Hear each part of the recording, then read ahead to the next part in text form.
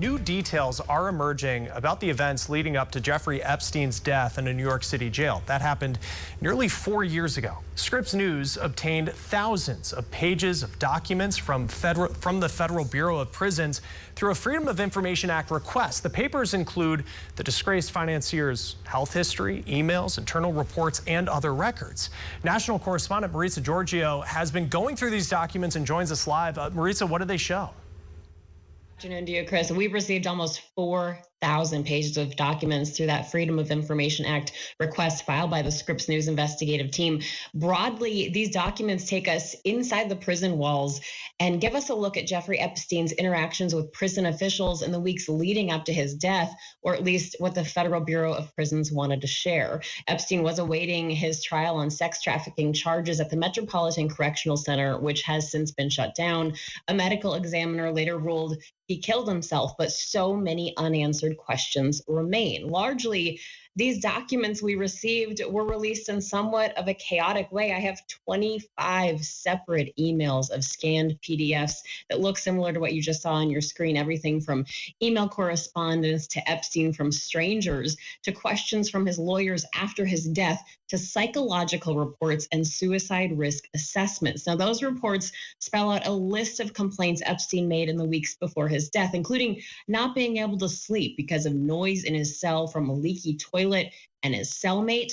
A psychologist's note even said he thought he might be on the autism spectrum, referring to himself as Rain Man at one point. And there's a lot of focus about an incident in the early morning hours of July 23rd. That's just 2.5 weeks before his death, when officials documented self-mutilation in the form of a cut and a suicide attempt by hanging. Now, the actual description of what happened that night is redacted. He was then moved from the general population to specialized housing and initially placed on suicide watch for 31 hours with a handwritten log spelling out what he was doing every 15 minutes. Those are the documents you saw just a short time ago.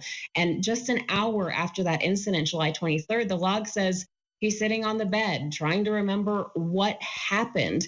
And the check just before that, 15 minutes before, that check was redacted. The very next day, a post-suicide watch report says Epstein adamantly denied any suicide attempts or intent, saying, quote, "I have no interest in killing myself. I would not do that to myself." Another day, the report says he said he's too vested in his case to fight it. He has a life and he wants to go back to living his life. So the bottom line is there is a lot to go over here, nearly 4,000 pages. Some of the details downright bizarre, like that he attempted apparently to reach out to Larry Nassar, who was convicted of sexually abusing young gymnasts when he was the USA gymnastics team doctor. Of course, there's a lot to cover here, even though there are a lot of duplicate pages in what we received. Of course, we will continue reporting on these documents throughout the day. Back to you, Chris. Yeah, so interesting. Even 4 years after his death, all these details continuing to come out. Maritza Giorgio reporting for us. Maritza, thank you.